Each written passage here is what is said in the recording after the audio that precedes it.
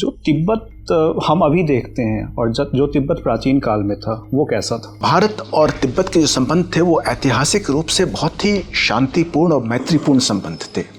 यानी भारत तिब्बत की सीमा पर कभी कोई एक शायद चौकीदार भी कभी पोस्ट नहीं हुआ होगा। चीन के इतिहास को देखें और चीन के इतिहासकारों को देखें तो वैसे तो एक और आज सारी दुनिया मानती है कि तिब्बत चीन का हिस्सा है।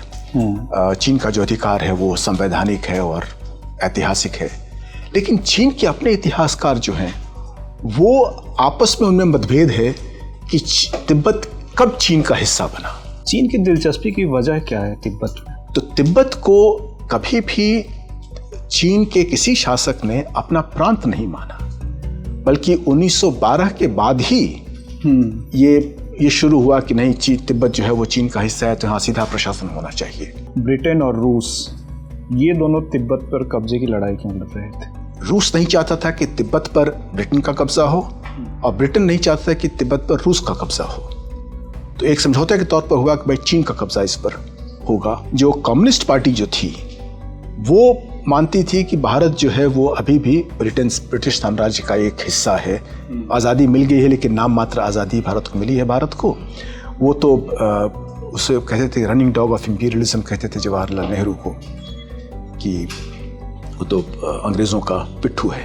मतलब भारत को कब लगा कि जो तिब्बत में हमने किया, तिब्बत को सपोर्ट नहीं किया, उसमें हमारी गलती हो गई थी? चीन चाहता था कि भारत को एक सबक सिखाना कि तुमने जो शरण दिया है दलाई लामा को, ये तुमने गलती की है। चीन ने कब्जा तो कर लिया है, निगल तो लिया है तिब्बत को, लेकिन उसे पचा नहीं पा रहा है। भारत जो है तिब्बत विवाद में क्या भूमिका निभा सकता है? अगर हम तिब्बत को चीन का हिस्सा मान लेते हैं तो चीन जो भारत की जमीन पर दावा करता है वो किस आधार पर करता है? वो तिब्बत के आधार पर करता है कि चूंकि वो कहता है कि लद्दाख में तिब्बती सभ्यता है, अरुणाचल में तिब्बती सभ्यता है, इसलिए वो हमारी जमीन हो गई। तो तिब्बत के यदि हम चीन का हिस्सा मान लेते हैं तो हमारा जो समूचा उत्तरी सीमा जो है वो उस पर विवाद शुरू हो जाता है।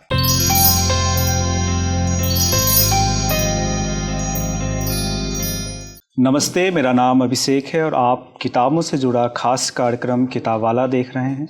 इस हफ्ते की किताब है imperial games in Tibet, the struggle for statehood and sovereignty. इसको लिखा है पूर्व राजनयिक दिलीप सिन्हा ने।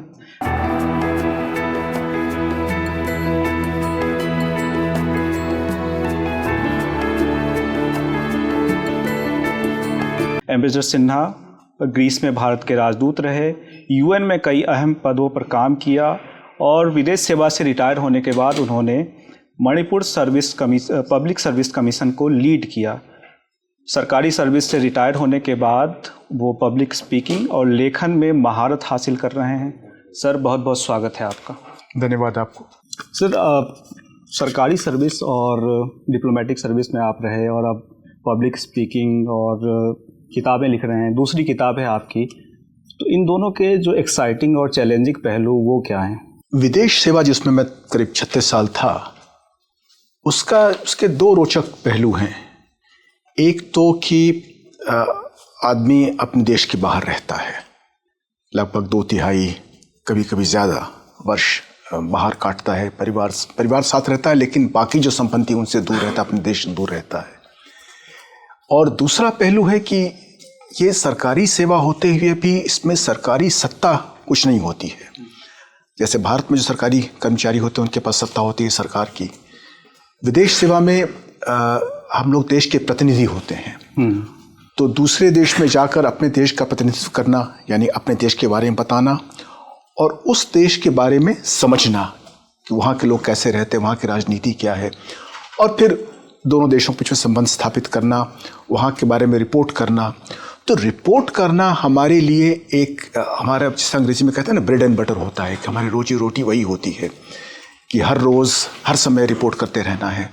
तो लेखन का कार्य हमारी विदेश सेवा में लगभग सभी करते हैं क्योंकि हमारा वही काम होता है। तो आपने देखा होगा कि विदेश सेवा के लोग जब रिटायर करते हैं तो लिखना बहुत शुरू कर देते हैं क्योंकि उनकी आदत होती है लिखने की, और खुद काम करने की भी आदत होती है क्योंकि कई जगह स्टाफ भी नहीं होता है, कम होता है, तो खुद टाइप करना, खुद हाथ से लिखना, ये सब सीख जाता है आदमी।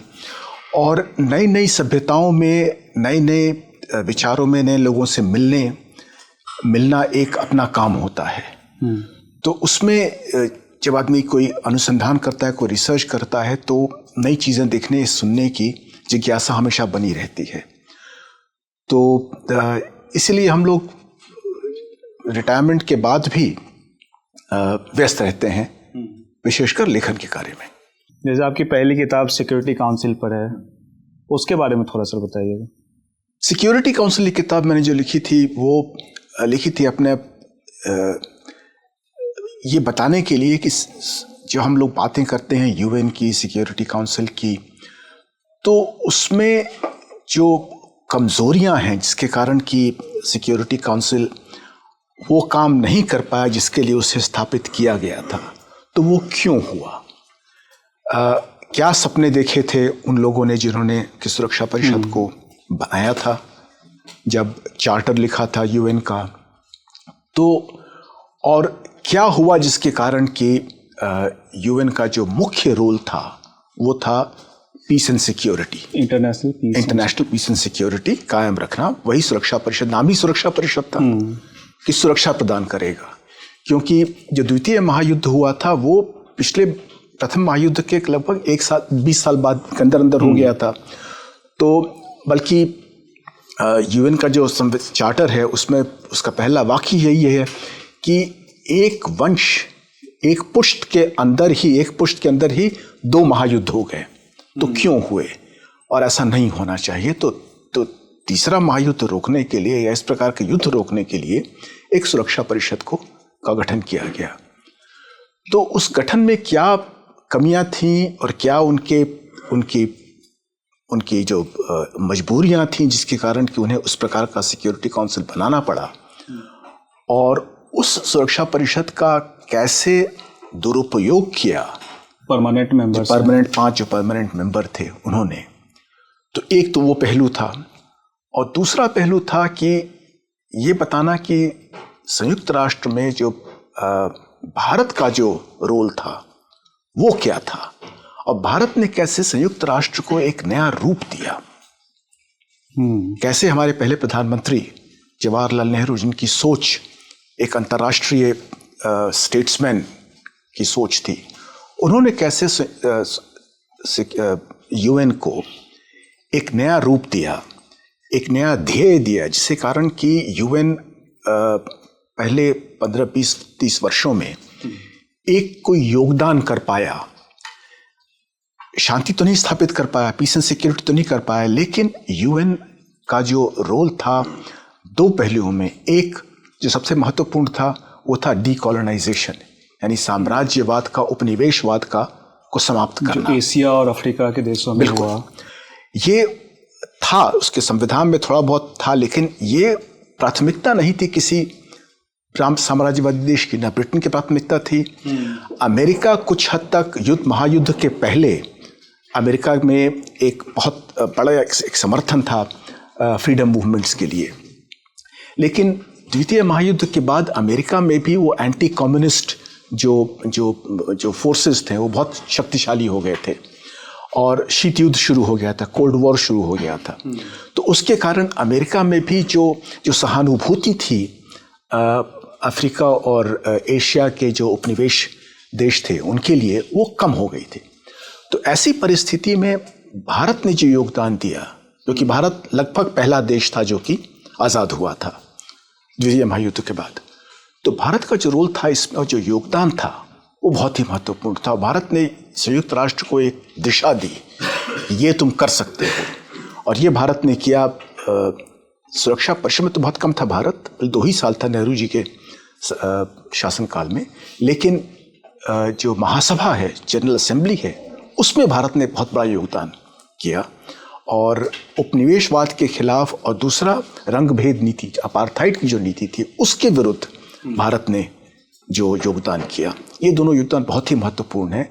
और यदि आज आप इतिहास लिखें संयुक्त राष्ट्र का, यूएन का, तो उसमें ये 2 योगदान जो हैं यूएन के बहुत बड़े हैं। अब सर आपकी दूसरी किताब की तरफ चलते हैं, इंपीरियल गेम्स इन तिब्बत।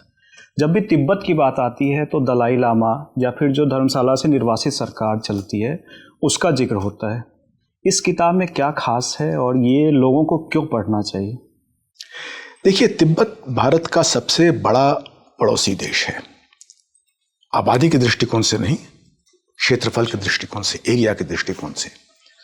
और भारत की जो सबसे लंबी ऐतिहासिक रूप से जो सबसे लंबी सीमा है, थल सीमा है, वो तिब्बत के साथ है। अब तो खैर बांग्लादेश के साथ है, लेकिन ये तो भी हाल की बात है, बांग्लादेश तो भी हाल में बना है।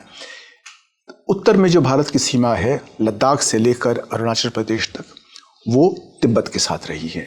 जो भारत और चीन के बीच की सीमा है वो तिब्बत के साथ है। वो बिल्कुल तिब्बत के साथ है। भारत की सीमा चीन से कभी नहीं मिलती है। भारत की सीमा हमेशा तिब्बत से मिलती रही है। तिब्बत के साथ भारत के संबंध बहुत ही प्रगाढ़ हैं, बहुत पुराने हैं। मतलब एक तो बौद्ध धर्म के आने के बाद, लेकिन बौद्ध धर्म के पहले भी तिब्बत का भारत से जो संबंध था वो बहुत ही मजबूत संबंध था, और वो बौद्ध धर्म के वहाँ जाने से और भी ज़्यादा प्रगाढ़ हो गया था। तो और भारत और तिब्बत के जो संबंध थे वो ऐतिहासिक रूप से बहुत ही शांतिपूर्ण और मैत्रीपूर्ण संबंध थे। यानी भारत तिब्बत की सीमा पर कभी कोई एक शायद चौकीदार भी कभी पोस्ट नहीं हुआ होगा, क्योंकि तिब्बत से लोग आया करते थे नालंदा पढ़ने के लिए, यहाँ से वापस जाते थे लोग, वहाँ पर किताबें ट्रांसलेट करते थे संस्कृत पाली की। तो तिब्बत के लोग भारत को देवभूमि मानते थे, गुरु मानते थे अपना। और एक आध दफा ही ऐसा हुआ है कि कोई सेना इधर से उधर गई या उधर से इधर आई हो। तो इतना शांतिपूर्ण हमारा जो देश था वो 1950 में एकाएक एक ऐसे देश के कब्जे में चला गया जो कि साम्राज्यवादी देश था। अपने आप कहता है साम्यवादी, लेकिन है साम्राज्यवादी। और उसने फिर दावा ठोकना शुरू कर दिया भारत की ज़मीन पे, ये भी मेरा, वो भी मेरा, ये भी मेरा। तो उससे क्या हुआ कि भारत की सुरक्षा पर बहुत बड़ा खतरा शुरू हो गया। और ये खतरा लगभग 1950 से ही शुरू हो गया था, लेकिन 1962 के बाद तो हमें खतरा बिल्कुल सामने दिख रहा है। और अभी तक वो खतरा चल रहा है। अभी भी हमें कोशिश करनी पड़ रही है कि हम सेना भेजें, रोड बनाएं, ट्रेन बनाएं, ताकि उस सीमा को सुरक्षित रख सकें। ये पिछले 70 वर्षों की ही बात है। उसके पहले कभी किसी भारतीय ने नहीं सोचा था कि हम जाकर के सैनिक स्थापित करें, वहाँ पर सेना स्थापित करें सुरक्षा के लिए। सर, तिब्बत जब आप बात करते हैं कि बौद्ध धर्म आया 4th सेंचुरी में, चीन अलग दावा करता है कि वो 7th सेंचुरी में आया, हम लेकर आए। तिब्बत जो था ये बौद्ध धर्म आने से पहले कैसा था? जैसे कई किताब में मैंने पढ़ा कि उनकी सेना बहुत ताकतवर थी, उन्होंने किंग महेंद्र को नेपाल में फिर से कब्जा करने में मदद की, वो चीन के कई इलाकों तक गए, फिर उन्होंने भूटान में कब्जे की कोशिश की, वो लद्दाख तक भी आए, जम्मू कश्मीर के साथ। जो तिब्बत हम अभी देखते हैं और जो तिब्बत प्राचीन काल में था वो कैसा था? तिब्बत में एक बहुत लंबी डायनेस्टी थी, वंश था जिसने शासन किया, उसे यारलुंग कहते हैं। वो पहली शताब्दी ईसा पूर्व में, अब तो ईसा पूर्व ही कहेंगे, वैसे इंग्लिश में आजकल वर्तमान समय के पूर्व कहते हैं, BC CE बोलते हैं, बहुत थोड़ा कॉम्प्लिकेटेड है वो। लेकिन पहली शताब्दी ईसा पूर्व में वो डायनेस्टी बनी थी और लगभग 9वीं शताब्दी वर्तमान युग में आ जाती है। लगभग 800-900 साल इस वंश ने शासन किया। इसमें लगभग 40 से ऊपर राजा थे। उनकी परंपरा के अनुसार, तिब्बत की परंपरा के अनुसार, इस वंश को स्थापित किया था एक न्यात्री त्सेन्पो करके राजा थे। त्सेन्पो राजा को ही बोलते हैं, न्यात्री उनका नाम था। और ये कहते हैं कि ये महात्मा बुद्ध के परिवार से थे ये। तो उनकी परंपरा में उनका जो वंश था उसका स्रोत भारत था, और उसी के वंशज फिर आगे चले। और ये जब शासक थे ये बहुत ही शक्तिशाली शासक थे। और लगभग 7वीं शताब्दी में उनका एक राजा था सोंगत्सेन गाम्पो करके। सोंगत्सेन गाम्पो बहुत ही शक्तिशाली राजा थे, और उनके समय तिब्बत का प्रशासन इतना बहुत मजबूत हो गया था, और आसपास के देशों पर भी उसने आक्रमण किया। चीन में उस समय तांग डायनेस्टी एक थी, जो कि आधी तुर्की थी, आधी हान चीनी थी।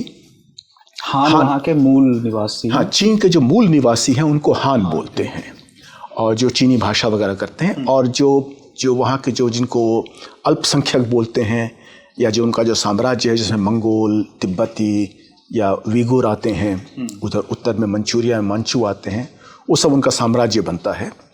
तो ये जो वंश था, तंग वंश था, ये बहुत बड़ा, बहुत शक्तिशाली साम्राज्य था चीन का।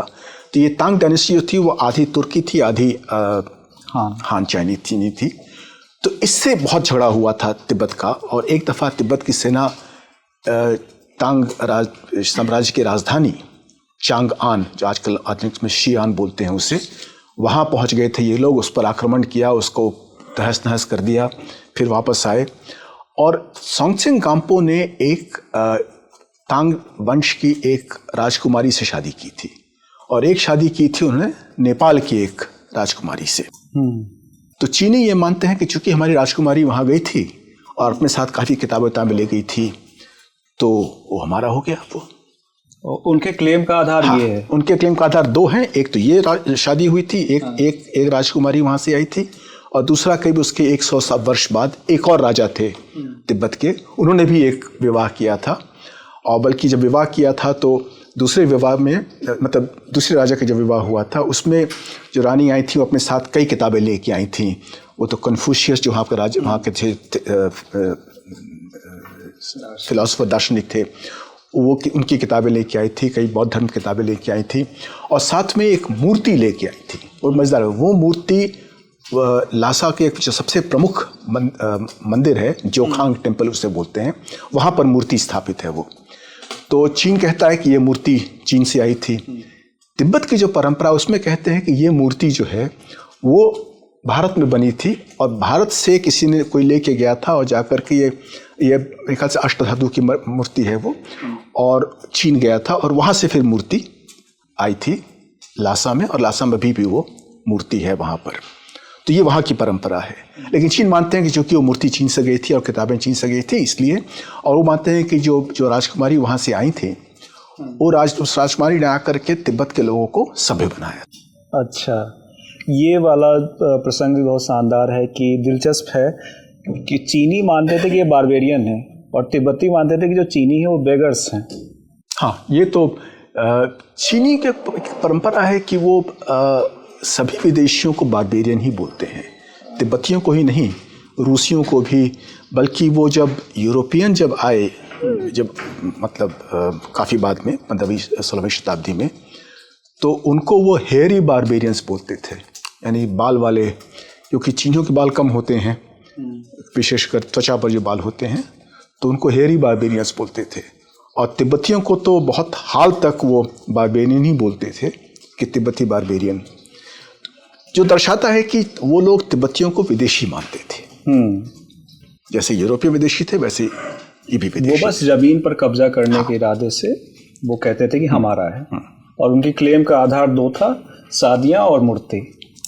वो भी एक लंबी कहानी है। यदि आप चीन के इतिहास को देखें और चीन के इतिहासकारों को देखें, तो वैसे तो एक और आज सारी दुनिया मानती है कि तिब्बत चीन का हिस्सा है। चीन का जो अधिकार है वो संवैधानिक है और ऐतिहासिक है।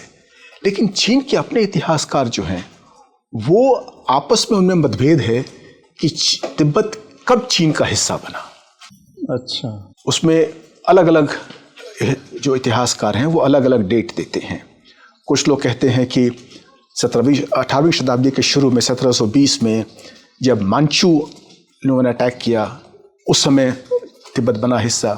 कुछ लिखते हैं कि नहीं, उस समय नहीं बना था। 1793 में एक और सेना आई थी चीन से, और उन्होंने, जो चियानलोंग एम्परर था चीन का, उसने एक कानून स्थापित किया था तिब्बत के लिए कि उस समय 1793 में तिब्बत चीन का हिस्सा बना।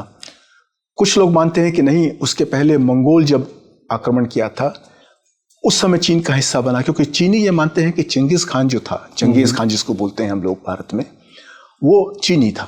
अच्छा, और उसका जो पोता था कुबलई खान, वो भी चीनी था। ये उनका क्लेम है। ये उनका क्लेम है। तो वो मानते हैं कि जब मंगोलों ने जब आक्रमण किया और चीन तिब्बत पर अपना आधिपत्य स्थापित किया, तब चीन का हिस्सा बन गया। लेकिन आजकल जो है चीनी जो हैं वो बोलते हैं कि जैसे कुछ दिनों पहले उन्होंने एक ट्वीट पे निकाला था चीन की एम्बेसी है, दूतावास ने, कि तिब्बत तो चीन का हिस्सा है फ्रॉम एंशिएंट टाइम्स, यानी पुरातन काल से है। तो ये पुरातन काल जो है ना, उसमें यही दो आते हैं क्लेम कि दो राजकुमारियां, एक सोंगसेन गाम्पो से और एक उसके बाद एक शासक से उनकी शादी हुई थी, और चूंकि वो किताबें ले गए थे, उन्होंने सभ्य बनाया तिब्बतियों को, इसलिए तिब्बत जो है वो चीन का हिस्सा हो गया। इन तिब्बत एक तो वो रिलीजियस आधार पे, एथनिसिटी पे, और वहाँ का जोग्राफिकल लोकेशन जो था वो भी काफ़ी सुलभ नहीं था। चीन की दिलचस्पी की वजह क्या है तिब्बत में? चीन की दिलचस्पी तिब्बत में ऐतिहासिक रूप से यदि आप देखें तो दिलचस्पी बहुत कम थी, क्योंकि जो मंगोल थे, पहला जो विदेशी आक्रमण हुआ और जो शासन शुरू हुआ वो चंगेज खान के टाइम, वो चंगेज खान के पोता थे गोदान खान। उन्होंने आक्रमण किया 1640 के आसपास मेरे ख्याल से उन्होंने आक्रमण किया था, और पहला विदेशी जो शासन था तिब्बत में वो मंगोलों का था। और उसके बाद फिर कुबलई खान राजा बन गया, सम्राट बन गया चीन का, और उसने अपनी राजधानी स्थापित की बीजिंग में। चंगेज खान के बाद, उनके मरने के बाद उनका साम्राज्य जो था वो 4 हिस्सों में, उनके 4 बेटों में बंट गया। तो जो सबसे पूर्वी साम्राज्य था वो चीन का साम्राज्य था, वो कुबलई खान को गया, और उसके बाद फिर एक ईरान, फिर एक यूरोप में 4 हिस्से थे, और एक मुख्य था जो कि मंगोलिया में था। तो कुबलई खान जो था उसने जो साम्राज्य स्थापित किया उसको उन्होंने एक चीनी नाम दिया, युआन डायनेस्टी। तो चूंकि चीनी नाम दे दिया उसने अपनी डायनेस्टी को, तो उसने लोगों चीनियों ने कहा कि तो हमारा हो गया अब ये। तो कुबलई खान का शासन था तिब्बत के ऊपर, और मुगलों का जो मुख्य रुचि थी उनकी तिब्बत में वो थी बौद्ध धर्म, क्योंकि मंगोलों के पास अपनी लिपि भी नहीं थी और धार्मिक जो ग्रंथ होते हैं वो भी नहीं थे उनके पास। तो तिब्बतियों ने, तिब्बत के जो लामा थे, जो पंडित थे वहाँ के, उन्होंने मंगोलों को एक लिपि बना के दी, और अपने ग्रंथों को मंगोल भाषा में ट्रांसलेट किया, और उससे मंगोलों को वो सारे ग्रंथ आए जिससे कि वो लोग अपना मंत्रोच्चारण कर सकते हैं बौद्ध धर्म का। और जो मज़ेदार बात यह है कि अभी भी मंगोलिया में उनकी अपनी भाषा होते हुए भी कई दफ़ा वो लोग तिब्बती भाषा में अपने ग्रंथ पढ़ते हैं और मंत्रोच्चारण करते हैं। और हमारे एक राजदूत थे मंगोलिया में, मैं उनका नाम भूल रहा हूँ, लद्दाख के रहने वाले थे, वो भी धार्मिक बहुत बड़े गुरु थे, और वो उनको हमने अपॉइंट किया था एम्बेसडर मंगोलिया में, और वहाँ पर उनका बहुत आदर हुआ करता था, बल्कि उनके लोग बहुत सम्मान से रखते थे, क्योंकि वो मानते थे कि ये तिब्बत से या तिब्बती सभ्यता के प्रतिनिधि हैं। तो मंगोलों का जो शासन था तिब्बत पे, वो एक शासन नहीं कहा जाएगा उसे कहा जाएगा कि वो उसे अपना गुरु मानते थे, और तिब्बत से वो लोगों को बुलाते थे बीजिंग, चाइना, बीजिंग बुलाते थे कि यहाँ पर आकर के हमें, हमारे शासन में हमारी सहायता करो, हमें धर्म के ग्रंथ दो, हमें लिखना पढ़ना सिखाओ। तो ये काम तिब्बत के जो लामा थे वो किया करते थे। और तिब्बत से ही बौद्ध धर्म मंगोलिया पहुंचा। तिब्बत से ही बौद्ध धर्म मंगोलिया पहुंचा, और ये सम्मान जो दिया गया था, उसी से जो तिब्बती हैं वो बोलते हैं कि हमारा संबंध जो चीन के साथ है या मंगोलों के साथ है उसे चो योन बोलते हैं। चो योन मतलब गुरु शिष्य, कि गुरु शिष्य का संबंध है। इंटरेस्टिंग। या जैसे यजमान बोलते हैं हम लोग, पंडित और यजमान का जो संबंध होता है वो संबंध है, कि हम तो पंडित के रूप में जाते थे यजमान के पास, और जाकर जैसे भारत में होता है कि भाई आप यजमान को पैसा दे रहे हैं, उससे काम करा, उससे पूजा करवा रहे हैं, लेकिन यजमान का जो आदर होता है वो तो एक मतलब भगवान से एक ही दर्जा नीचे होता है। वो उसका बहुत सम्मान दिया जाता है, वो आके पूजा करता है, उसे आप फिर भेंट देते हैं। यही होता था कि तिब्बत के जो लामा थे वो जाते थे पेचिंग, और वहाँ के जो राजा थे वो उससे पूजा वूजा करवाते थे, और फिर बहुत सारे भेंट दिया करते थे उनको, और फिर वो भेंट लेकर लामा वापस आते थे तिब्बत। तो ये संबंध था। तो मंगोलों के बाद तो मंगोल की रुचि ये थी। उसके बाद जब मंगोल भगा दिया चीनियों ने, तो चीन में एक मिंग डायनेस्टी करके आई। मिंग डायनेस्टी हान डायनेस्टी थी। तो हान डायनेस्टी की रुचि बिल्कुल नहीं थी, ना तो मंगोलिया में थी और न ही तिब्बत में थी। तिब्बत उस समय शांतिपूर्ण हो गया था, लेकिन मंगोलिया उस समय भी बहुत आक्रमणकारी देश था। और मिंग डायनेस्टी और मंगोलों के बीच में, मंगोलों को उन्होंने पेचिंग के बाहर खदेड़ दिया था, लेकिन जो दक्षिणी मंगोलिया है वहाँ पर जा करके ये लोग मंगोल जो शासक थे वो वहाँ पर थे, और अक्सर आक्रमण हुआ करता था। मंगोल आक्रमण करते थे चीन पर। एक आध दफा तो उन्होंने मिंग राजा को बंदी भी बना लिया था। तो ये चलता रहा, लेकिन मिंग वंश को खास रुचि नहीं थी कि हम तिब्बत पर कब्जा करें। संबंध उस समय भी थे, लामा जाया आया करते थे, क्योंकि बौद्ध धर्म चीन तक फैल चुका था। बहुत चीन के लोग जो ऐसे थे जो कि दलाई लामा उसमें थे नहीं, उसमें और लामा लोगों को मानते थे। और इसी दरमियान एक लामा थे जो वहाँ पे, जो गेलुक एक मठ है, एक संप्रदाय है, उसके जो गुरु थे वो उनको बुलाया। मंगोलिया के एक राजा थे अल्तान खान, और उन्होंने इन धर्मगुरु को, लामा को दलाई लामा की उपाधि दी। दलाई का अर्थ होता है समुद्र। तो उनके लिए सागर बहुत बड़ी चीज थी। और लामा मतलब टीचर। लामा मतलब टीचर होता है, पंडित बोलते हैं कि ये तो मतलब इसे क्या कहेंगे, ओशियानिक, यानी सागर, महासागर के का ज्ञान का महासागर है लामा। तो ये उपाधि उन्होंने दी थी।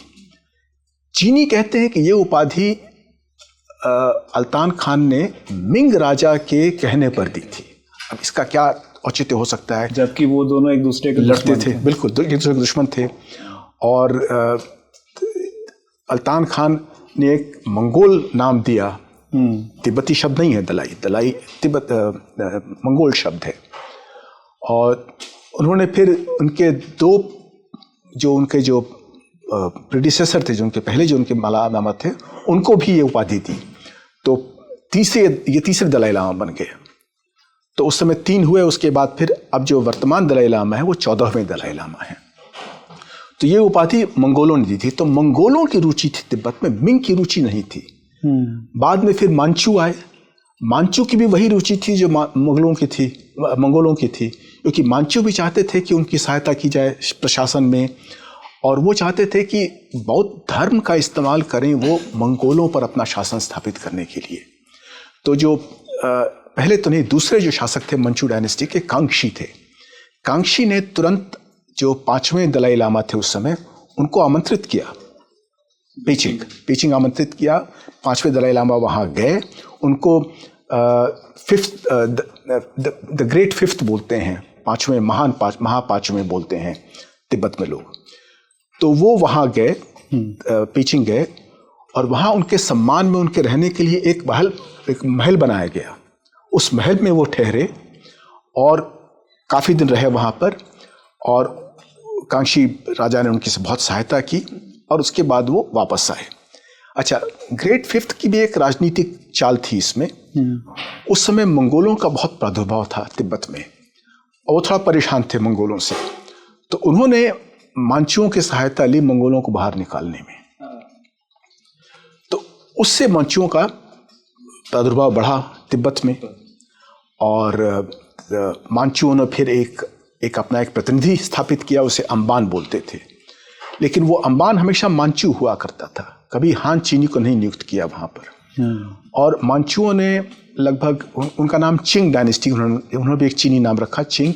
तो चिंग डायनेस्टी जो थी मांचुओं की, उसका शासन लगभग 350 साल रहा। 1911 तक, 1911-12 तक था। 1912 यात्सेन की क्रांति होती है। हाँ, बिल्कुल। तो 1644 से ये शासन चला 1912 तक। फरवरी 1912 में मांचू डायनेस्टी का आखिरी शासक ने अपना त्यागपत्र दिया, तब एब्डिकेट कर दिया था। तो मांचू जो थे, उन्होंने जो अपना साम्राज्य स्थापित किया, उसमें 18 प्रांत गिनते थे वो। उसमें तिब्बत एक प्रांत नहीं था। तिब्बत को मानते थे कि हमारी एक, उसे कहते हैं फ्यूडल डिपेंडेंसी के साम्राज्य का हिस्सा है, वो चीन का हिस्सा नहीं मानते थे। उसके पहले मिंग जो थे, उनके 11 प्रांत थे चीन के, उसमें भी तिब्बत का नाम नहीं था कभी। तो तिब्बत को कभी भी चीन के किसी शासक ने अपना प्रांत नहीं माना, बल्कि 1912 के बाद ही ये शुरू हुआ कि नहीं, तिब्बत जो है वो चीन का हिस्सा है, तो यहाँ सीधा प्रशासन होना चाहिए। सर मैं आगे चलूँ उससे पहले कुछ नाम पे बात कर लेते हैं। जब तिब्बत को चीनी कहते थे तूफान, और वहाँ के लोग बोध कहते थे, फिर तिब्बत आया, तो एक ही नाम में, एक ही जगह के नाम में इतना अंतर क्यों था? उसकी कहानी अगर आप बता सकें। देखिए, तिब्बत के लोग जो हैं वो अपने देश को बोध बोलते हैं। तो जो उत्तरी तिब्बत है उसको तोबो बोलते हैं, उत्तरी तिब्बत बोलते हैं। और इसी बो से भारत में भी प्राचीन काल में, आप मालूम है कि हम तिब्बत को क्या बोलते थे, लेकिन तिब्बत नाम जो है वो आया उसी तिब्बत से ही आता है। अरबी लोग उसे तिब्बत बोलते थे, मंगोल लोग उसे तिब्बत बोलते थे, और भारत में उसे तिब्बत बोलते थे, और उसी से अंग्रेजों ने फिर उसे तिब्बत कहना शुरू किया था। चीनी भाषा में एक समस्या है, क्योंकि चीनी लिपि जो है वो अल्फाबेटिकल लिपि नहीं है, वो पिक्टोरियल लिपि है। अब आपने एक मछली बना दी और आप उसे मछली कहेंगे, मैं उसे फिश कहूँगा, और दूसरा को उसे माछ कहेगा। या फिर मैंने एक बना दिया सिंबल पानी का, आप उसे जल कहेंगे, मैं उसे पानी कहूँगा, तो मतलब दोनों को मालूम है। तो चीनी भाषा में किसी विदेशी नाम को लिखना असंभव है। तो वो करते क्या है कि वो विदेशी नाम को लेकर जो सबसे नज़दीकी जो चीनी नाम होता, शब्द होता है, सिलेबल कहते हैं, यानी कि हिंदी में क्या कहेंगे उसे, वो उसको इस्तेमाल करते हैं, और उससे उनका हो जाता है कि ये सबसे नज़दीकी नाम है। और चूंकि ये जो सिंबल, जो कैरेक्टर उसे बोलते हैं या इडियोग्राम्स बोलते हैं, चूंकि वो फोनेटिक नहीं होते हैं, उनका कोई अपना उच्चारण नहीं होता है, तो कई दफ़ा उच्चारण में बहुत फ़र्क होता है। चीन के विभिन्न हिस्सों में अलग अलग उच्चारण होता है उसी शब्द का। एक ही नाम का अलग उच्चारण होगा। तो तूफ जो लिखते हैं वो लोग, तो फान का एक अंग्रेज जिसने कि अध्ययन किया, उसने कहा कि इसका उच्चारण बोध भी हो सकता है। तो तूबो भी हो सकता है, और तूफान भी बोलते थे उसे। तो उच्चारण में फर्क होने से आप ये कह सकते हैं कि तिब्बत शब्द से ही वो लिखा गया था, जो तूफान, जो नाम लोग बोलते हैं चीनी। लेकिन वास्तविकता क्या है ये तो वही चीनी ही बता सकते हैं इसके बारे में। लेकिन चीनी अपना इतिहास खुद लिखते हैं, वही पढ़ते हैं, वही लिखते हैं, तो जैसा वो बोलते हैं वैसा मानना पड़ता है। अब इंपीरियल गेम पे हम वापस लौटते हैं, और ब्रिटेन और रूस, ये दोनों तिब्बत पर कब्जे की लड़ाई क्यों लड़ रहे थे? हाँ, ये मेरी किताब का मुख्य थीम है कि जो तिब्बत है उस पर जो चीन का दावा है वो दुनिया में लोग क्यों मानते हैं, स्वीकार क्यों कर लेते हैं इतनी आसानी से। 1950 में जब चीन ने आक्रमण किया और तिब्बत ने अपील की थी उस समय, अमेरिका, ब्रिटेन, भारत और संयुक्त राष्ट्र, 4 जगह उन्होंने अपील की थी, किसी ने उनकी सहायता के लिए कदम नहीं उठाया। सबने मान लिया कि तिब्बत चीन का हिस्सा, और सबकी वजहें अलग अलग, सबकी वजह अलग अलग थी।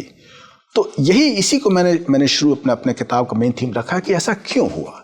क्या चीन का दावा तिब्बत पर इतना मजबूत था कि उसे कोई काट नहीं सकता है, ऐसा अकाट्य था? वो तो मैंने अभी समझाया कि वो तो खुद ही बहुत कमज़ोर दावा है वो।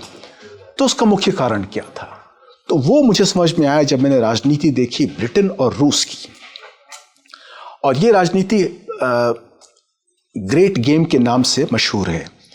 एक अंग्रेज था आर्थर कॉनली करके, वो बेचारा भारत आया था, यंग आदमी था, नाव पे बैठ के आ गया भारत, और उसे एडवेंचर का बहुत शौक था। तो उसने कोशिश की कि भारत से वो रूस जाए, सेंट्रल एशिया जाए, मध्य एशिया। और क्योंकि अंग्रेज़ों को बहुत डर था कि रूस जो है वो एशिया में आ गया है, मध्य एशिया में आ गया है, और धीरे धीरे रूस भारत की ओर बढ़ रहा है। और भारत पर तो ब्रिटेन का उपनिवेश था, और ब्रिटेन की सारी जो समृद्धि थी वो भारत से आ रही थी। कुछ तो लूटपाट से आ रही थी, यहाँ का सोना उठाने की, और कुछ जो ओपियम का जो ट्रेड करते थे लोग चीन के साथ, उससे। वो ट्रेड सर भारत के थ्रू होता था? उसकी अलग कहानी बताऊंगा, उसके में जब आएगा तो वो एक अलग कहानी है, कैसे ओपियम का कैसे ट्रेड हो, अफीम का कैसे ट्रेड होता था। लेकिन ब्रिटेन का जो सारी समृद्धि थी, सारा पैसा था, वो भारत से आया करता था। तो ब्रिटेन को बहुत डर लगा कि रूस यदि आ जाएगा, भारत पे कब्जा कर लेगा, तो रूस बहुत शक्तिशाली हो जाएगा और ब्रिटेन का साम्राज्य भारत में खत्म हो जाएगा। तो ब्रिटेन बहुत कोशिश कर रहा था कि हम समझें कि रूस कहाँ पर पहुँचा है, किधर पहुँचा है। अच्छा, और भारत के जो उत्तर का जो हिस्सा है, तो आपको मालूम ही है कि हिमालय पहाड़ है, काराकोरम है, कुनलुन माउंटेन्स हैं, पमीर हैं, पार करना बहुत मुश्किल था उस समय, और अंग्रेज डरते भी थे कि कहाँ जाएं। तो आर्थर कॉनली को उन्होंने फिर वापस भेजा और रूस मॉस्को से वो फिर आया सेंट्रल एशिया में, और वो खीवा पहुंचा। खीवा में उस समय एक लोकल एक मीर था वहाँ का, वहाँ पर रूसी भी मौजूद थे। उन्होंने कहलवाया कि ये तो ब्रिटेन का स्पाई है, जासूस है वो। तो आर्थर कॉनली और उसका एक साथी था स्टॉटर्ड करके, उन दोनों को पकड़ लिया और पब्लिक में फांसी लगा दी उन दोनों को। और अंग्रेज़ों को मालूम था कि क्या हुआ आर्थर कॉनली का। तो 3-4 साल बाद फिर एक अंग्रेज़ एक प्रीस्ट था, एक पादरी था, वो गया वहाँ पे, तो उसे मालूम हुआ कि आर्थर कॉनली को तो फांसी लग गई। तो ये हुआ था 1842 में। तो ये सब देख करके अंग्रेज जो थे वो घबराए हुए थे कि क्या हो रहा है। और इसी के आसपास अफगानिस्तान पर उन्होंने कब्जा करने की कोशिश की थी, और अफगानिस्तान में पहले तो जीत गए थे वो, वहाँ उन्होंने सेना स्थापित कर दी थी, लेकिन उसके बाद वहाँ पर एक विद्रोह हुआ और सारी सेना को अफगानों ने लेकर के मार दिया। सिर्फ एक व्यक्ति को छोड़ा, जिसकी वो तस्वीर है, बहुत फेमस पेंटिंग, कि एक व्यक्ति को उन्होंने कहा, और छोड़ा इसीलिए कि तुम जाओ घोड़े पे बैठ करके वापस और बताओ कि तुम्हारे साथियों के साथ क्या हुआ। और कुछ लोग उन्होंने कैदी बना लिया था वहाँ पे। तो उन कैदियों को छुड़ाने, कुछ लोग थे, उनको छुड़ाने के लिए अंग्रेज क्या करते, तो दिल्ली में कुछ व्यापारी थे भारतीय, उनके थ्रू, उनके मार्फत उन्होंने कुछ मुआवजा दिया और उन बंदियों को छुड़वाया। तो ये अंग्रेजों के लिए बहुत बड़ी एक दर्दनाक, शर्मनाक हार थी, और वो घबरा गए थे कि एक तो रूस हार रहा है, फिर ये अफगान बड़े खूंखार लोग हैं, तो वो डरे हुए थे। और इसी समय पंजाब जो था, पंजाब प्रांत जहाँ पर कि महाराजा रंजीत सिंह की सरकार थी, महाराजा रंजीत सिंह का निधन हो गया था 1839 में मेरे ख्याल से, और उसके बाद पंजाब कमज़ोर बढ़ गया था, और उन्होंने फिर अंग्रेज़ों ने पंजाब को अनेक्स कर लिया अपने साम्राज्य में। जब उन्होंने पंजाब को लिया तो पंजाब के साथ साथ कश्मीर भी आ गया, जम्मू कश्मीर भी आ गया, और जम्मू कश्मीर का जो गवर्नर था गुलाब सिंह, वो उन्होंने अंग्रेज़ी प्रभुसत्ता स्वीकार कर ली।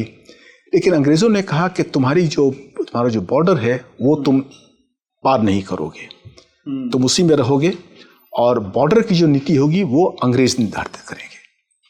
तो एक और तो 1841 में गुलाब सिंह के जोरावर सिंह जो थे, एक कमांडर थे, उन्होंने आक्रमण किया था तिब्बत के ऊपर।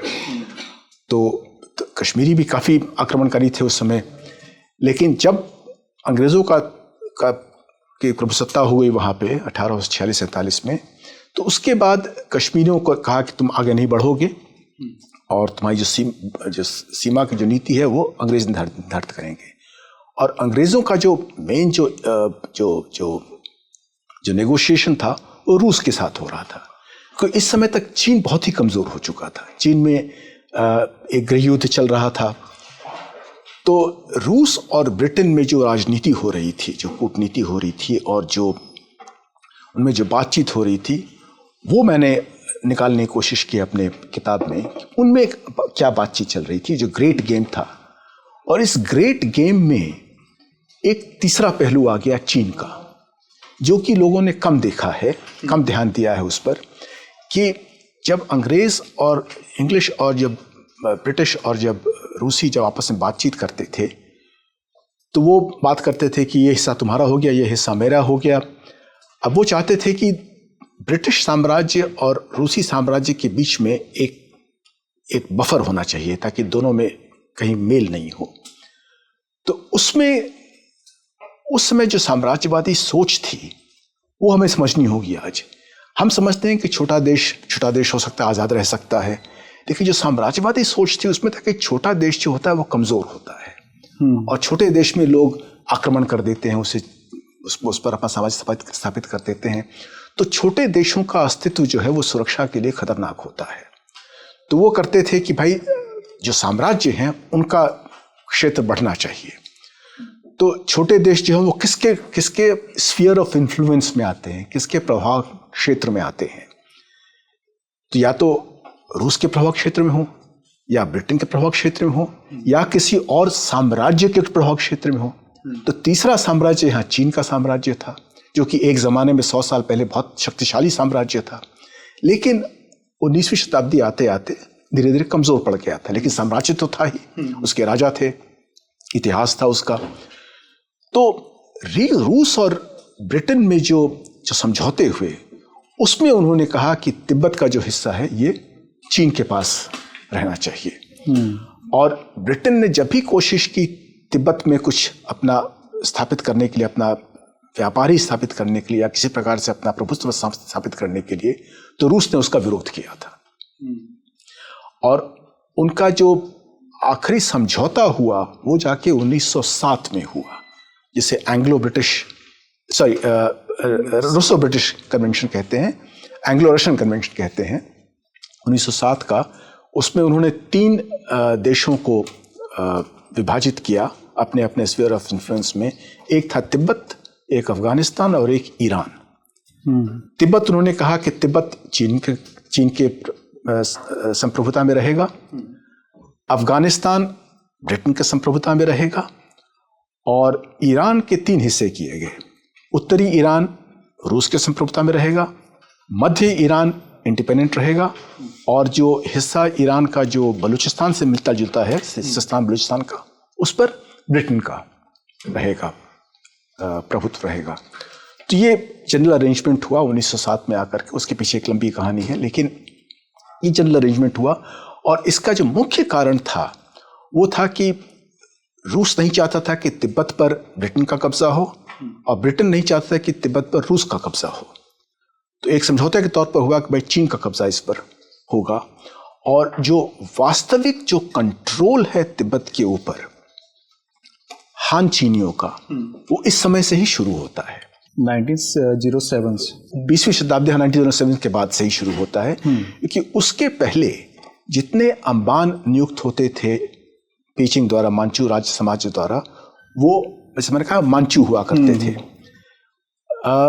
जब मांचू डायनेस्टी जब कमजोर पड़ गया, तब 1910 के आसपास एक चीनी था चाओ एरफंग करके, वो उसे सिचुआन प्रांत का गवर्नर बनाया गया, और वो बड़ा आक्रमणकारी था। तो उसे साथ साथ एक और पद दिया गया, उसे अंबान का भी पद दिया गया लासा में। और उसने लासा पर आक्रमण किया और आके यहाँ बहुत अत्याचार किया लासा में। उसे बल्कि बुचर ऑफ लासा कहते हैं, यानी लासा कसाई कहते हैं उसे। इतने लोग उसने मारा। उसकी भी बाद में हत्या हुई। उसकी बाद में हत्या हुई। जब उसकी हत्या हुई तब हुई जब चीन में जब मांचू वंश जो था, जब उसका साम्राज्य खत्म हो गया 1912 में, तो उसके तुरंत बाद चीनी सिपाहियों ने विद्रोह कर दिया और तिब्बतियों ने तो आक्रमण किया है उनके ऊपर। तो उसके बाद वो चाओ एरफंग जो था उसकी हत्या हो गई, और जो चीनी सेना जो तिब्बत में थी उनके हथियार डलवा दिए गए, उनको निहत्था कर दिया गया, और उसके बाद उनको वापस चीन भेजा गया। तो वो भारत के रास्ते चीन वापस गए। सर, तो आपने ब्रिटेन का बताया। रूस के बारे में मुझे एक इंटरेस्टिंग चीज़ पता चली। वो किसी बंदरगाह की तलाश में तिब्बत की तरफ आए थे। उनकी कहानी क्या है? हाँ, रूस की जो थी नीति थी वो रूस एक पहले तो बहुत छोटा था, मॉस्को था, और वहाँ पर मंगोल शासन था एक ज़माने में। धीरे धीरे मंगोल जब कमज़ोर पड़े तो मॉस्को का जो राजा था वो धीरे धीरे फैलने लगा इधर उधर। और इस समय जो बाकी पश्चिमी यूरोपीय देश थे, फ्रांस, ब्रिटेन, स्पेन वगैरह, ये सब बड़े मैरीटाइम पावर्स थे, सैन्य नौसेना, क्या कहेंगे उसको, नेवल पावर्स कहेंगे, नौसैनिक शक्तियाँ थीं ये लोग। तो रूस भी चाहता था कि हम भी एक नौसेना बनाएं, लेकिन उसके लिए पोर्ट चाहिए। तो पीटर द ग्रेट जो उनका राजा था, पीटर द ग्रेट ने एक पोर्ट स्थापित किया सेंट पीटर्सबर्ग में, वो शहर भी स्थापित किया, वहाँ पोर्ट स्थापित किया, लेकिन वो उत्तर में था और वो सर्दियों में बंद हो जाता था। तो उनकी कोशिश थी कि दक्षिण में आए। दक्षिण में ऑटोमान एम्पायर था, तुर्कों का, कॉन्स्टेंटिनोपल, इस्तांबुल से। तो उन्होंने उस पर आक्रमण किया कि वहाँ से हम भूमध्य सागर में अपना एक पोर्ट खोलें। लेकिन जैसे ही ब्रिटेन को मालूम हुआ कि रूस पर आक्रमण कर रहा है, ब्रिटेन और फ्रांस मिलकर किया, उन्होंने रूस को हरा दिया। वहाँ पे क्राइमियन युद्ध हुआ और रूस को वहाँ रोक दिया लेकर। तब रूस ने कोशिश की कि हम एशिया की तरफ, पूरब की ओर बढ़ें और इधर कोशिश करें समुद्र तक पहुँचने की। तो इधर उस समय जो मिंग डायनेस्टी थी चीन की, बहुत शक्तिशाली डायनेस्टी थी, तो उस पर तो कब्जा कर नहीं सकते थे रूसी। तो उन्होंने उत्तर से साइबेरिया होते हुए पहुँचे, वो पैसिफिक ओशन पहुँचे, लेकिन वहाँ पहुँचे खास कुछ था नहीं, वहाँ पे वो भी बहुत ठंडा था। तो उन्होंने कोशिश की फिर दक्षिण में आने की। तो दक्षिण में जैसे सेंट्रल एशिया जो था, वहाँ पे बहुत सारे अमीर थे, राजा थे, वहाँ छोटे छोटे रजवाड़े थे वहाँ पर। तो धीरे धीरे उन्होंने उस पर कब्जा किया और उससे क्या हुआ कि वो भारत की ओर बढ़ने लगे। तो वो जो आपने कहा ना वार्म वाटर पोर्ट की तलाश, तो वार्म वाटर पोर्ट की तलाश चाहते हैं कि भारत की तरफ आके करें, लेकिन भारत में ब्रिटेन नहीं चाहता है कि रूस के उसके आसपास आए। तो वही फिर ग्रेट गेम का हिस्सा बन गया था। तो अब हम तिब्बत के आधुनिक इतिहास पर आ जाते हैं, जब 7 अक्टूबर 1950 को चीन ने अपनी सेना भेज दी। उसके बाद दलाई लामा भागकर भारत की सीमा के पास आ गए और उन्होंने पूरी दुनिया से अपील की, मदद की, भारत से, ब्रिटेन से, अमेरिका से और यूएन से। भारत ने क्यों मना किया? और भारत के जो चीन में राजदूत थे उस वक्त KM पर्णिकर, उनकी क्या भूमिका थी भारत की चीन पॉलिसी और तिब्बत पॉलिसी डिसाइड करने में? उनकी भूमिका बहुत बड़ी थी। पानिकर गए थे, चियांग काई शेक की जब सरकार थी तो उसमें राजदूत बन के गए थे वो। लेकिन जब जो वहाँ का जो गृह युद्ध चल रहा था कम्युनिस्टों और कोमिंतांग, जिसे राष्ट्रवादी नेशनलिस्ट और कम्युनिस्ट बोलते हैं, तो चियांग काई शेक की जो गुट था उसे नेशनलिस्ट बोलते हैं और जो माओ सेतुंग का था उसे कम्युनिस्ट बोलते हैं। तो 1949 में नेशनलिस्ट की हार हुई और वो भागकर ताइवान चले गए, फॉर्मोसा चले गए और पूरे चीन पर कम्युनिस्टों का कब्जा हो गया। तो जब कब्जा हुआ तो पानिकर ने रिकमेंड किया था कि हम चीनी सरकार को, कम्युनिस्ट सरकार को मान्यता दे दें। और भारत लगभग पहला तो नहीं कहा जाएगा, लेकिन लगभग पहला था राष्ट्र, नॉन कम्युनिस्ट कंट्री जिसने मान्यता दी चीन को। और उसके फौरन बाद या उसके ठीक फौरन पहले, मतलब उसी के आसपास, ब्रिटेन ने भी मान्यता दे दी। उस वक्त 2 चीन थे, एक फॉर्मोसा वाला, एक ये अभी वाला जो चीन है। हाँ, ताइवान और ये अलग अलग थे। हाँ, और उसको अलग अलग देशों ने मान्यता दी थी। हाँ, जो पुरानी जो सरकार थी, रिपब्लिक ऑफ चाइना जिसे बोलते हैं, जो कुओमिंटांग की सरकार थी, उसको सबने मान्यता दी थी, बल्कि उसे तो स्थान भी मिला था, यूएन में स्थान मिला था। तो जब जिन लोगों ने कम्युनिस्ट सरकार को मान्यता दी, उन्होंने रिपब्लिक ऑफ चाइना को मान्यता समाप्त कर दी अपनी, और केवल कम्युनिस्ट चाइना को ही चीन का वास्तविक प्रतिनिधि माना। तो ब्रिटेन ने किया, भारत ने किया, लेकिन अमेरिका ने नहीं किया। अमेरिका ने 1976 आसपास जाकर के अपनी मान्यता बदली और चीन को, कम्युनिस्ट चाइना को मान्यता दी। तो बहुत बाद में जाकर किया। और अब बहुत कम देश हैं जो बचे हैं जिन्होंने, जो कि अभी भी ऐसे छोटे देश जो कि रिपब्लिक ऑफ चाइना को मान्यता देते हैं। और यही वन चाइना की पॉलिसी इसमें आती है कि कम्युनिस्ट चाइना कहता है कि आप एक ही सरकार को मान सकते हैं, या तो हमें मानिए, हाँ तो हमें ही मानिए, हम ही एक प्रतिनिधि हैं चीन के, रिपब्लिक ऑफ चाइना नहीं है। तो ये वन चाइना के जो झगड़ा है वो अभी तक चल रहा है। एक प्रकार से कहिए कि जो गृह युद्ध था जो 1928 में शुरू हुआ था, वो अभी तक वो चल रहा है। तो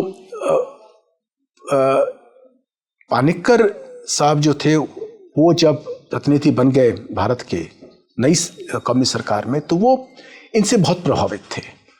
उनको लगता था कि ये जो कम्युनिस्ट जो हैं, ये एक आधुनिक सोच के लोग हैं, साम्यवादी सोच के लोग हैं, समानता में विश्वास करते हैं, जो पुराने उपनिवेशवाद की नीति थी उसके विरोध करते हैं।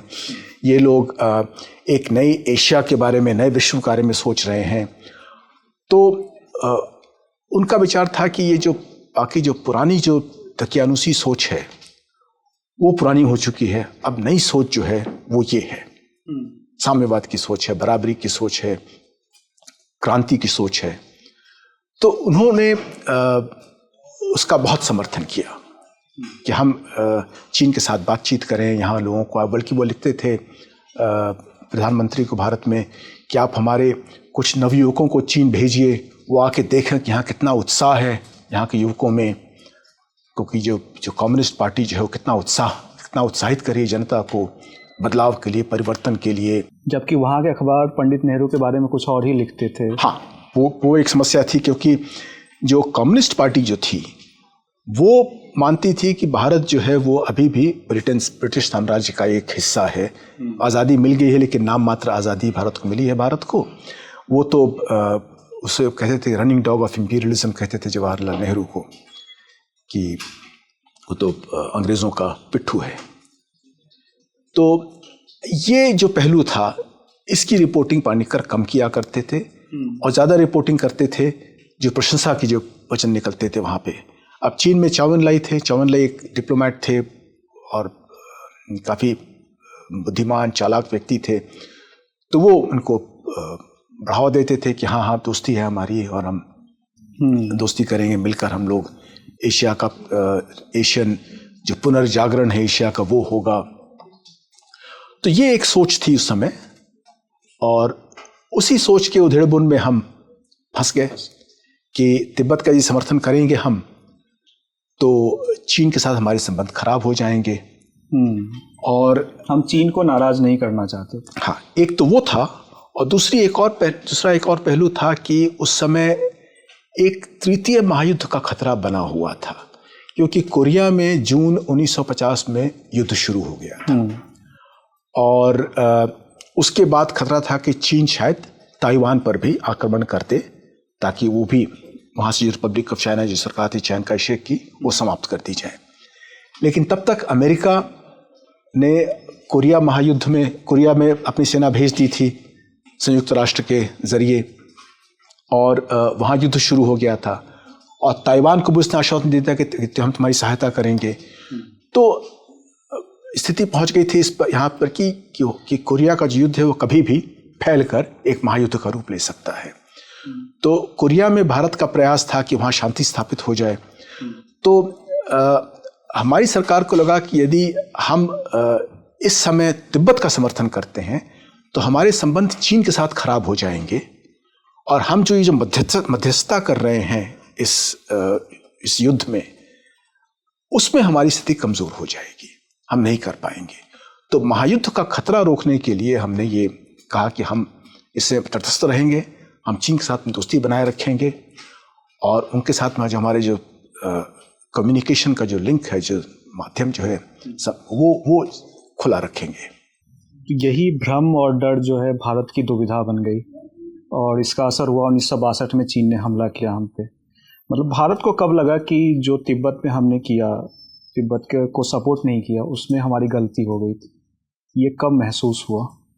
देखिए, जब आक्रमण किया 1950 में तो उसके बाद जैसे आपने कहा कि दलाई लामा भाग के आ गए यातुंग में, बॉर्डर पे सिक्किम के पास, और वहीं थे। और उसके बाद जब कोई समर्थन नहीं मिला उन्हें तो उन्होंने फिर एक ट्रीटी साइन कर ली। उन्होंने साइन नहीं की, साइन तो शायद की प्रतिनिधि ने की, लेकिन उन्होंने उसका अनुमोदन कर दिया लगभग मोटे तौर पर, जिसमें ये स्वीकार किया कि तिब्बत जो है वो चीन का हिस्सा रहेगा। लेकिन चीन ने यह आश्वासन दिया था कि तिब्बत की संस्कृति, तिब्बत का धर्म, तिब्बत के जो प्रशासन प्रणाली है उसमें हस्तक्षेप नहीं करेगा। और ये ट्रीटी साइन हो गई उनकी 1951 में। और उसके बाद 1954 में भारत और चीन में पंचशील का समझौता हुआ, जिसमें कि हमने लिखा कि तिब्बत जो है वो चीन का हिस्सा है। और उसी समय लगभग दलाई लामा चीन गए और वहाँ काफ़ी दिन रहे, उनको ऊंचा पद भी दिया गया वहाँ पर, वहाँ के सरकार में।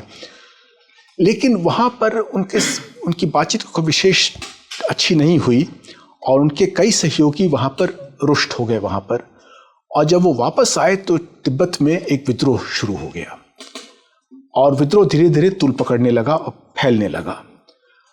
1956 में दलाई लामा भारत आए। उस समय महात्मा बुद्ध का 2500वीं परिनिर्वाण की, जिसमें चाओ एन लाई भी हाँ, जो चाओ एन लाई भी आए थे।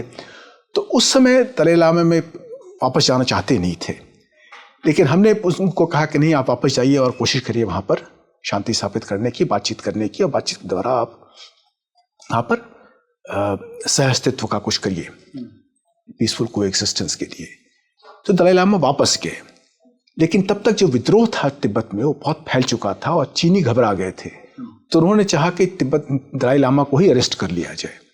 तो दलाई लामा को 1959 में हाँ, वो लासा से भागकर भारत आ गए और भारत में उनको शरण दे दिया गया और भारत में उनका बहुत गर्मजोशी से स्वागत हुआ था। हजारों की भीड़ वहाँ पर तेजपुर में उनका स्वागत करने गई थी। लोग गए थे, बॉम्डिला भी गए थे, तवांग गए थे, जहाँ से वो रास्ता से आए। और भारत में करीब 50,000 तिब्बती शरणार्थी भारत आए, उनको शरण मिला।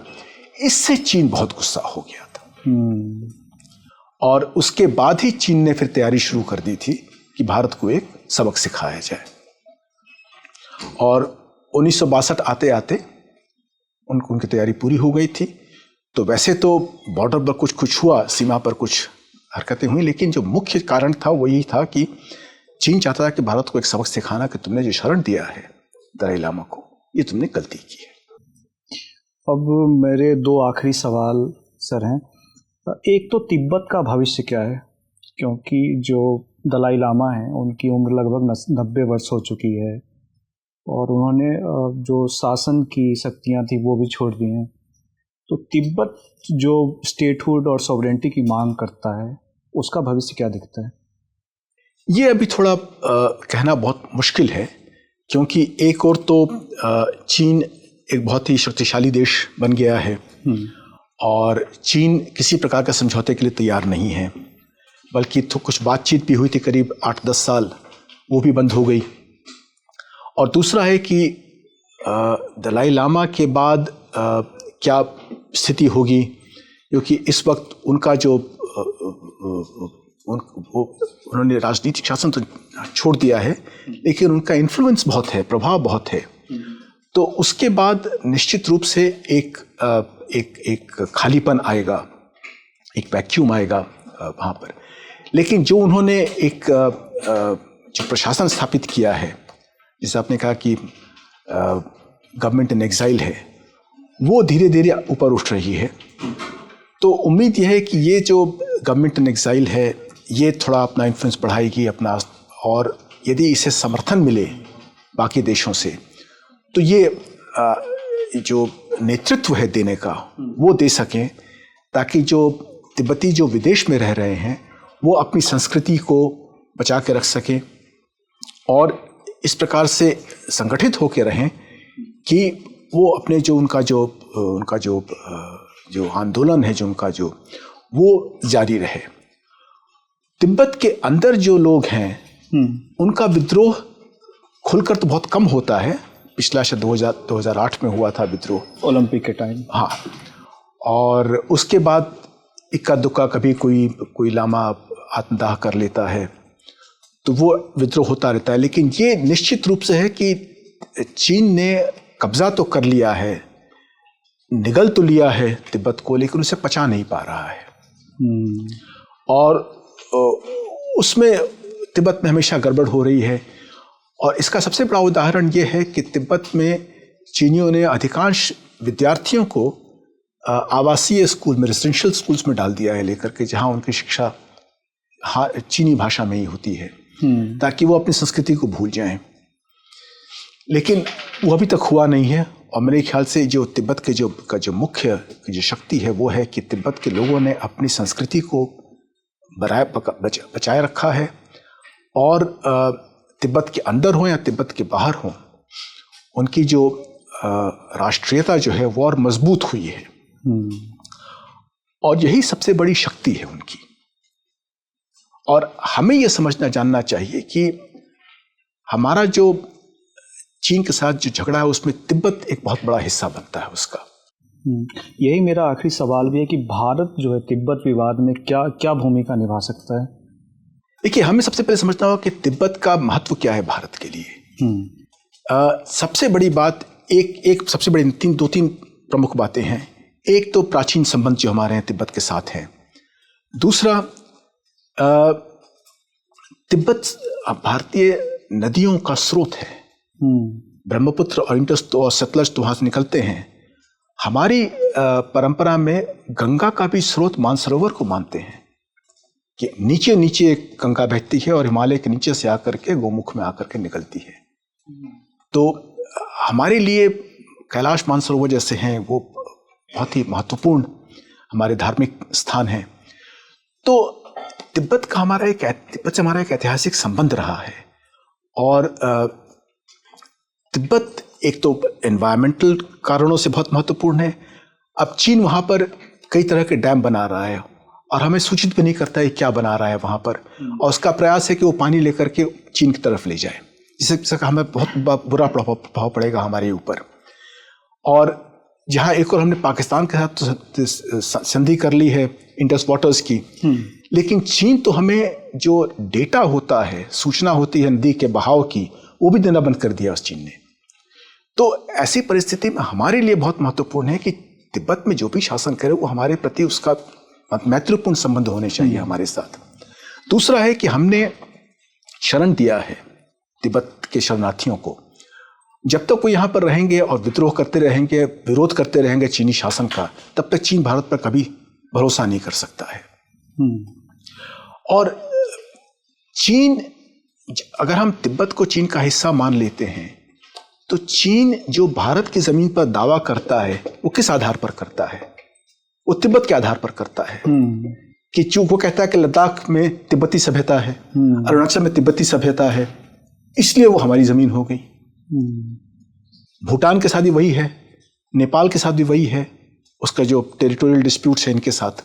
हर जगह कहता है कि तिब्बत, चूंकि अब प्राचीन काल में अभी भी जो यहाँ के लोग हैं वो दलाई लामा को धर्मगुरु मानते हैं अपना, उनको ट्रिब्यूट भेजते थे। तो चीन कहता है कि तो हमारा हिस्सा हो गया।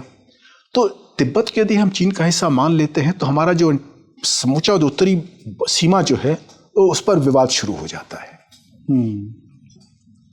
तो ये हमें समझना होगा कि हमारी तिब्बत की जो नीति है उसमें और हमें पुनर्वलोकन करने की बहुत ज़रूरत है। अब कैसे करेंगे तो कहना बहुत मुश्किल है, क्योंकि जो विश्व की राजनीति है अभी इस वक्त, हमारी जो शक्ति है, हमारी जो आर्थिक शक्ति है, सैन्य शक्ति है, वो शायद इस बात की अनुमति नहीं देता है कि हम कोई बहुत आमूल परिवर्तन कर सकें। लेकिन ये तो हम कर सकते हैं कि जो इतिहास है तिब्बत का उसे पढ़ें, समझें कि हमारे क्या संबंध रहे हैं, क्या महत्व रहा है और वर्तमान में क्या महत्व है तिब्बत का भारत के लिए। और जो तिब्बती जो भारत में रह रहे हैं उनका समर्थन करें ताकि वो अपनी सभ्यता संस्कृति को बनाए रखें और अपने आप को इतना संगठित रख सकें कि जब परिस्थिति अनुकूल होगी तब उचित कदम उठा सकें वो। बहुत बहुत शुक्रिया सर आपका। सवाल और भी हैं, और जैसा सर ने कहा कि तिब्बत को हम समझें, सीखें उसके बारे में और उसके लोगों का समर्थन करें। और वो सीखने समझने के लिए आपको ये किताब ज़रूर पढ़नी चाहिए। इसको छापा है पेन मैकमिलन इंडिया ने और इसकी कीमत मेरे ख्याल से 399 रुपये है। तो यहीं पर आज का किताब वाला समाप्त करते हैं। शुक्रिया, देखते रहिए ललन टॉक।